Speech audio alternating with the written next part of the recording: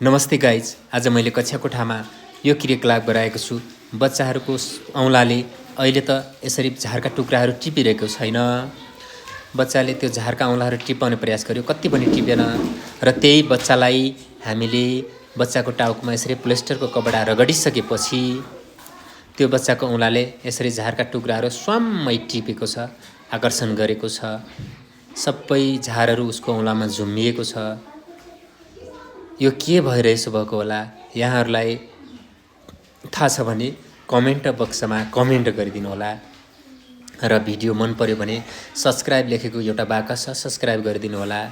र भिडियो सबैलाई सेयर गरेर यो भिडियोको बारेमा जानकारी दिनु होला। र अर्को क्रियाकलाप पनि हामीले गरायौँ।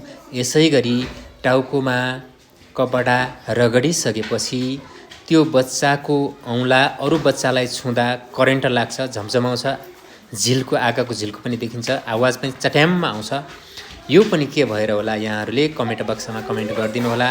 र यो क्रियाकलाप गर्दा हामीले ध्यान दिनुपर्ने कुरा के हो भने कपाल रगटी माग्ने बच्चाले भुइँमा टेक्नु हुँदैन, कुर्सीमा बस्नुपर्छ र भुइँमा टेक्नु हुँदैन, अरू कसैलाई छुनु पनि हुँदैन।